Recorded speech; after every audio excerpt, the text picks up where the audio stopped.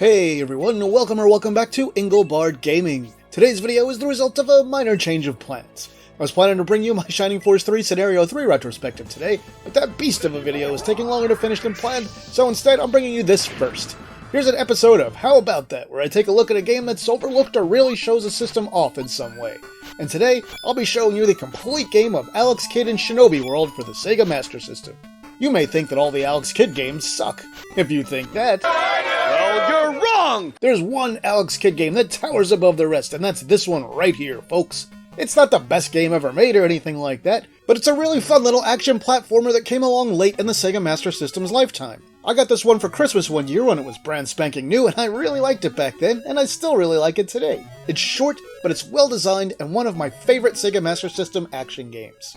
The story here, such that it is that Alex's girlfriend is kidnapped by an evil ninja, and basically a good ninja spirit sort of possesses Alex, giving him some ninja skills to go save her. We control Alex through 4 missions, which each have 2 stages and a boss fight. So it's basically 12 levels and you're done. It's short but sweet. So join me for a complete playthrough with commentary and see the entire game.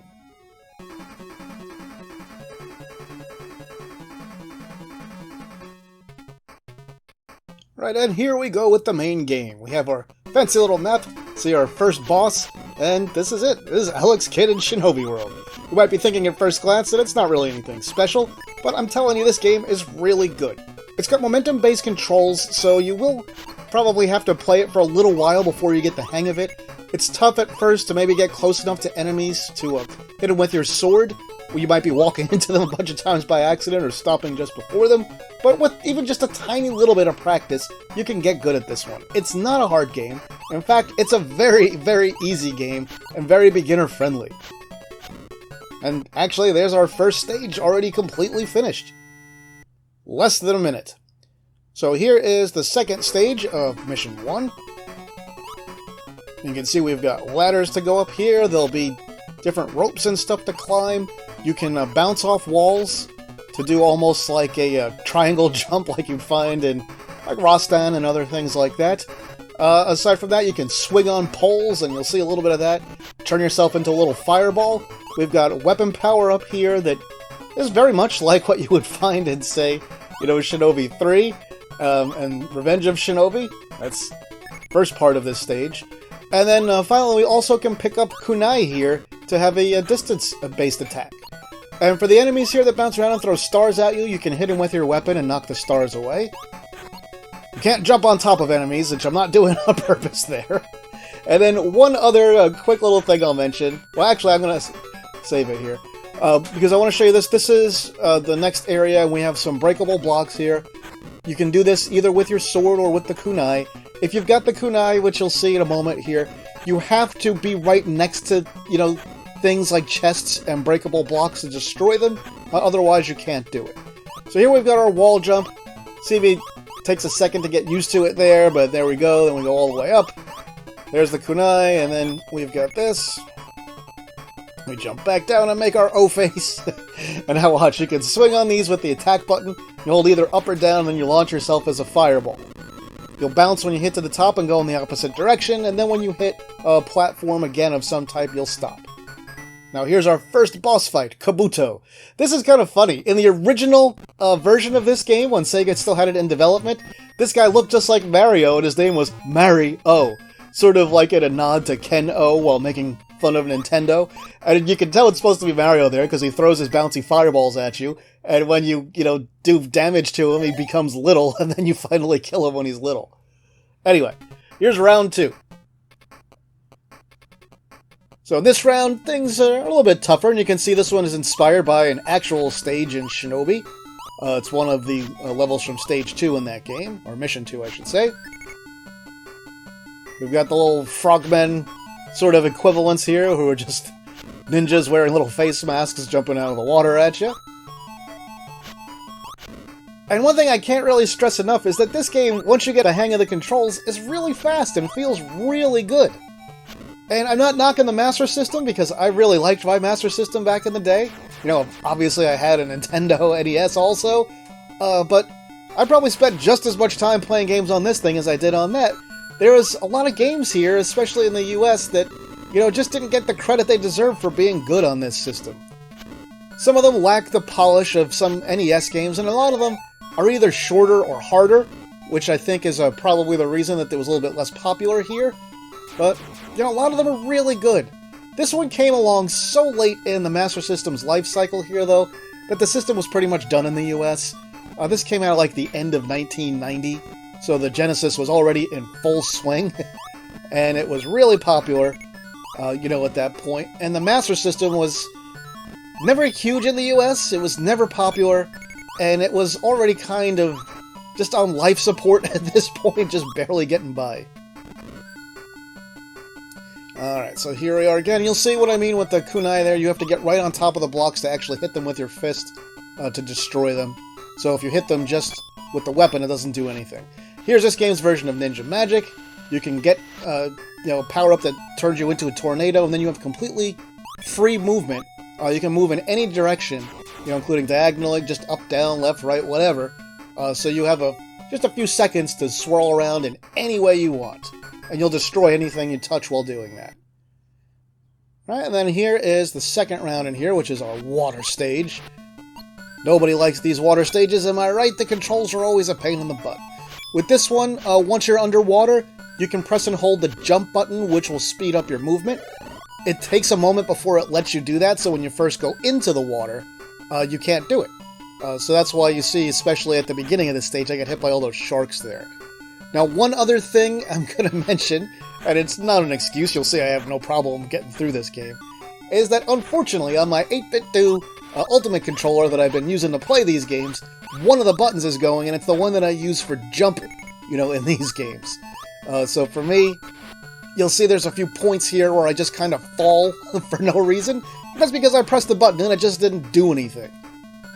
This just started happening, like, within the last week, and it's really annoying, and I'm going to have to take the thing apart, and hopefully it's just a quick, easy thing to fix, and it's not part of a bigger issue. Maybe just some dust or something that got in there, but we'll see. Anyway, this area is completely optional. I only went down here so you can watch Alex's goofy face as he fell down that column of water there. And what you can do in here is there's 3 extra lives in this area. Not that you're going to need them. Now, don't get me wrong, the first few times you play this, you'll probably die a few times. One thing that's really cool here is there are some places that look like bottomless pits, but when you fall into them, they actually take you to a whole different part of a stage. And it continues on. Almost like Castlevania Dracula X in some areas. Here we go, there's another free guy. If I went up the right there's kunai in that chest, but I decided not to get it, because I didn't feel like taking the time to swim all the way up there and all the way down. Here's our second boss fight. And do you notice something strange here? Look at Alex's head. His hair is now black instead of brown. Only happens here. I don't really know why. They must be doing something with the color palettes that required that. Either that or it's just some kind of weird goof that they didn't notice. But anyway, all you have to do is swat down enough of those little helicopters and the boss goes away. Alright, and there we are. Believe it or not, that's the halfway point. So here we start round 3, or mission 3, and we're fighting Robster. I hope that is not something that is an ethnic joke in the way that people pronounce things. I can't believe that it would be, but I just don't know why they went with that name. Anyway, here we can see we've got a nice little, waterfall effect going on there. It looks like it's just color cycling, but I didn't look to make absolutely sure it's not tile animation, but color cycling is so much easier to do. So it's probably that.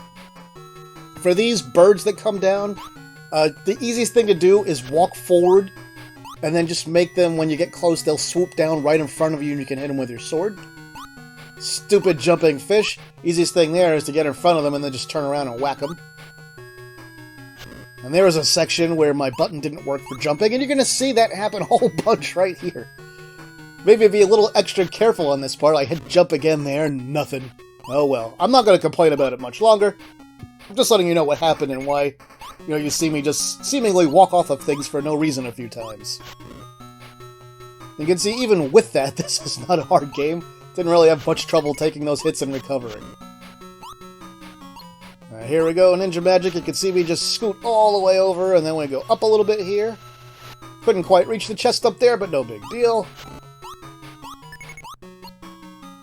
And we'll take this annoying bird out. Steel myself for that big jump to make sure I don't miss again. And there you go. That's the end of that stage. You can tell that one is a bit reminiscent of something from the final mission in Shinobi. Now we have our lovely cave level. Now lots of things that just fall from the ceiling and can damage you. We've got these little guys that look like they're straight out of Super Mario Brothers that jump out of the lava straight up and straight down. If you touch the little splash left over by the water drips from the ceiling, you do get hurt. You can fall into the lava, which doesn't kill you, but sometimes it's a pain to get out. Here we've got a big smiling slime. You hit him and you get 4 little slimes that just look very surprised. And then we just got a few more of these to navigate before we finish up this section. And there we've got our rope. You don't have to go down there, and as you can see, I'm leaving some items behind. I'm not getting everything. This is not a 100% run. It's not a speedrun. This is just sort of a typical, gameplay session of what this might look like for somebody that knows what they're doing and wants to have fun but doesn't necessarily care about getting every last thing. Now for these minecart type things, you have to actually walk on them. If you stand still, they just go and you fall off of them. It does not attach you to them. You get no inertia from them whatsoever. So that's what was happening there. And then here we've got these lava things, and once more, hit that stupid jump button and nothing happened. But that's alright. That's a me problem. We're almost done with this section here. We've got some more of these Potable-looking things. Potable being the enemy name from Super Mario Brothers. There you go, we're done with that stage. And here's our boss fight with Robster, who is just a big lobster that shoots a bunch of things at you. You have to hit him either while he's in the air or right when he lands before he covers his face. Takes 4 shots. If you didn't notice, the enemy health is in the upper right corner there. It's gone now because I killed him.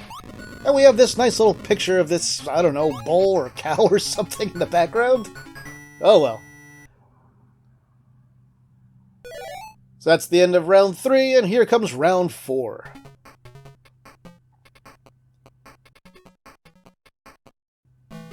See, this one has shades of, like, Super Mario Bros. 3 in it, and just in how things are designed.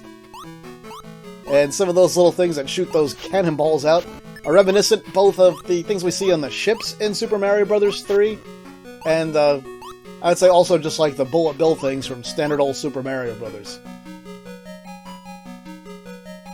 Alright, so now, I'm gonna jump on these. Thankfully, my button didn't fail me on any of them. But I did get hit by that bird because it's tricky to get them. You gotta hit the sword at just the right second. And in a split second, accuracy called for it when you hit the button on that. And you can see, once again, this is reminiscent of another stage in actual Shinobi towards the end of the game in Mission 5. And here's our last regular stage in the game. Looks a little plain, and one thing I hadn't talked much about here is the music in this game, and I should mention it because it's pretty good. None of the music is great. As you can hear in the first 2 stages, there are things that have shades of actual Shinobi songs in it. And these last 2, they're more kind of original. We don't really hear much of Shinobi. During the map scenes, we hear some exact Shinobi music. And it's all pretty well done. There's only PSG soundtrack on this. There's no FM version of this soundtrack. So that's all you get. For this stage, I almost feel like they phoned this one in a little bit. You can see the background tiles are plain. A lot of them are only one single color. There's no kind of pattern. And I'm not really sure why they did that. Now we've got this part with the disappearing and reappearing blocks, which is sure to give Mega Man fans flashbacks of those games. Not quite as annoying here, but you do have to get the timing just right on these. And if you miss it and you gotta start over, it's quite a wait before they go back to the beginning. The one thing that's really annoying with these blocks is once they're solid, it's got collision on the sides and the bottom, so you can't jump up through them. You have to go around them. Alright, but that's it. So next up, here we go, here's our final boss, and he is almost exactly like the final boss from actual real Shinobi. His moves are pretty much identical. He's even got the multi-phases from that game, and now here comes the tornado phase. This is much easier than actual Shinobi, which Isn't really that hard once you get it down, but it's easier here. And this is the final form, folks. Once we take him out here, that's it. Alright, and that's it. We have now completed Alex Kidd in Shinobi World. I jumped for joy. That was me. That's not the game doing anything on its own.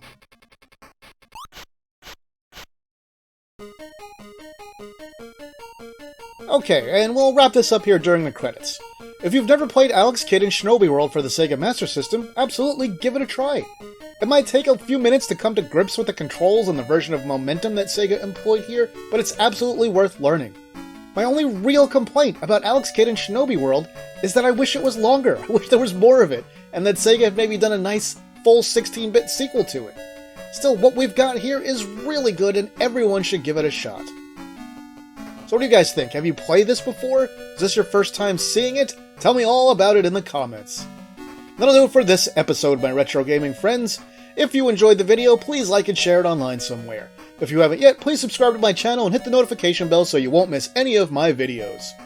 If you want to support the work that I do here, you can do that on Patreon, Ko-fi, or right here on YouTube through things like Super Thanks and channel memberships.